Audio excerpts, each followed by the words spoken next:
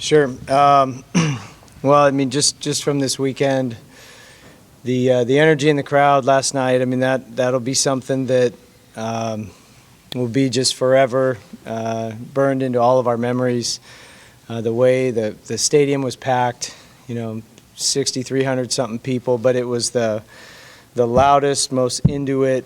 Even Coach Leggett said, he remembers there had been times where there were maybe that many people there, but that was, he said, the most into it the crowd had ever been, and it felt like it too. Just the way they were with the music and just the way they were engaged. So just want to first thank all the fans, all the Clemson faithful that came out by the thousands to support us. It's an incredible run. Feels like driving 100 miles an hour, and then all of a sudden we just slammed on the brakes. But as I told the team after the game, we set out to add as much value to an already storied program, and we accomplished that. We added value to the history and the tradition of this great program.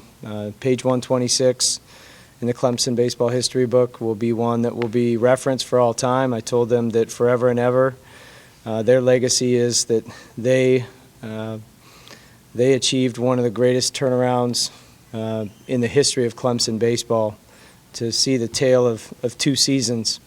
And their legacy is that forever and ever, every time a Clemson baseball team hits a rough patch, has some adversity, goes through a skid, they're going to hear about Team 126. They're going to hear about Jackson Lindley and Riley Bertram and Caden Grice and Cooper Engel and Ryan Ammons and everyone on this team, Cam Cannarella, Willie Taylor, everybody that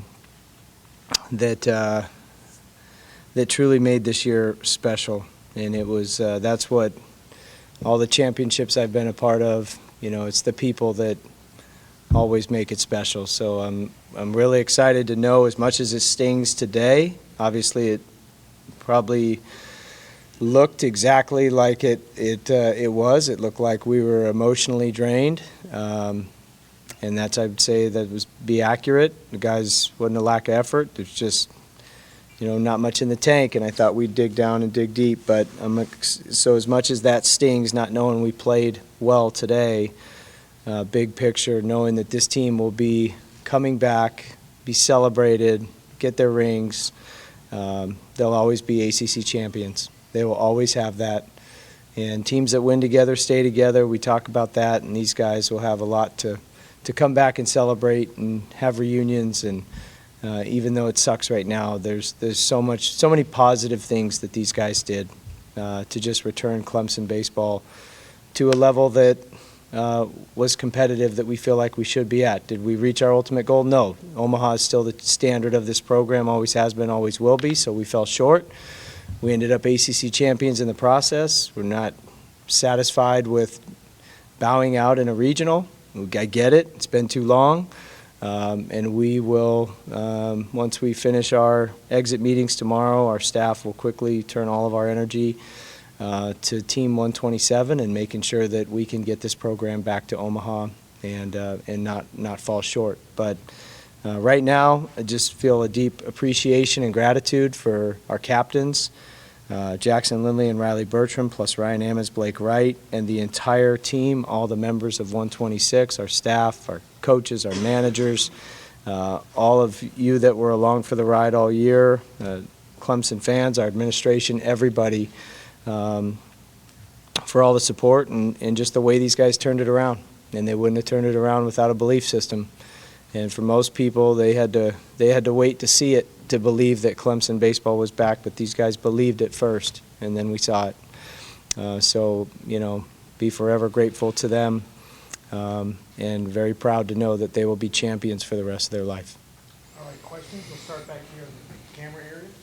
Well, Riley, you can see the emotion that this is tough to make the choice to come here to build something with Bakich and his staff, and fall in love so quick with Clemson. What do you walk away with from this experience and these people? Yeah, it was an honor to be here, to see what Clemson's all about, and the two big things for me was playing with some really elite players. Caden Grice, Cooper Ingle, Billy Amick, Cam Canarella. Can't say enough about that kid. They're going to do special things. And then the friendships I met here. Jackson Lindley, Ryan Ammons, list goes on there. But, that's what it's really about. And my circle got bigger, and I'm going to be more excited that I came here and met new guys like that. Let's go on the right side here in the middle. Trevor Rossi, Tigers.com. Obviously, you missed Canner off the bat and Phillips today. The high throw to first wound up proving to be a winning run. I know Bryce played center earlier in this season. Did you go back and forth at all about leaving him at first, moving some other players around? We did, yeah. We stayed up half the night drawing, depth charts and but does Caden catch the ball? Stretch maybe, but yeah, I don't know. I don't know if that factored in or not, but we wouldn't be champions without Cam Canarella and his competitive fire, and he's as competitive as it gets, and I love that about him, and that's what makes him great. So, I appreciate him for who he is, and I forgot. Riley mentioned Billy. I forgot to mention Billy, but we wouldn't be champions without Billy Amick. He was a huge storyline in that turnaround, and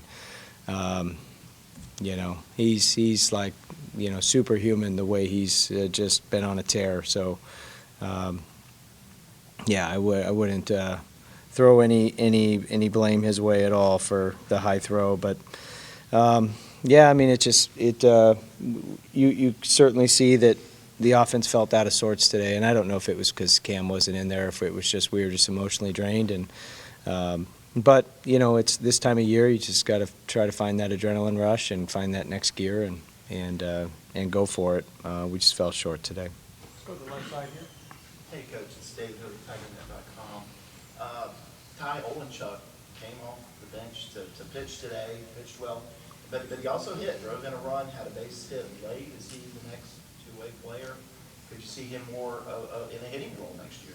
Yeah, he could be a two-way guy. He's been taking BP with us for a couple of months now, and with the position player core, and we felt like the decision not to start Ethan Darden, Tennessee, felt like the matchup was to throw left-handers against them, and you either win the regional or you don't. And whether we went 1-2 or 2-2 or 3-2, we just didn't want to have the in-2 next to it, and so that was the decision to not start him. But we had all kinds of stuff on the board, just trying to figure out what to do, and we just felt like we needed to hit our way through this first game and just get guys that could leave the yard and try to put up crooked numbers. And Ty, along with Caden and Billy, hits the ball as hard and as far as everyone, and he routinely hits them over the cages. So we were hoping he'd run into one.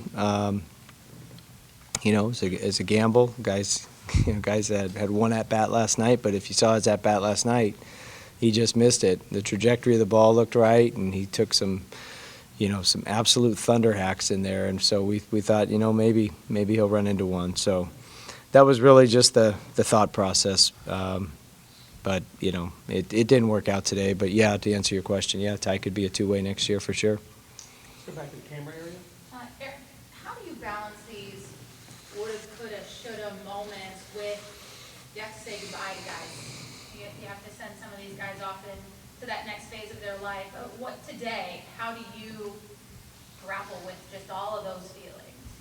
Yeah, these are the anytime you're not the last team standing, you're going to have these scars that don't heal, and those go back a long time, because you just look at what could you have done, what should we have done, and everybody's going to want a Monday morning quarterback the certain decisions. Should have thrown this guy, should have taken him out, should have left him in, should have bunted, should have swung away, whatever. But you know, you just got to live with it and move on. And you know, that's where the resiliency of the players is special, because they have a short memory and they can put it behind them quickly. And you know, I think as coaches, we'll probably go through that game last night thinking what could we have done different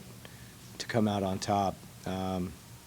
But you know, it's just, all of it is just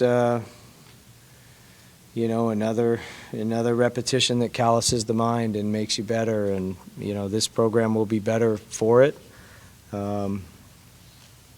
even though it sucks right now because it's an opportunity missed. But yeah, I mean, it's real easy to play the woulda, coulda, shoulda game, and that's, you know, Riley's heard me say this for a lot of years. Only the losing team says woulda, coulda, shoulda, right? And so it just didn't happen. And we're not going to make excuses for it. We just didn't get it done.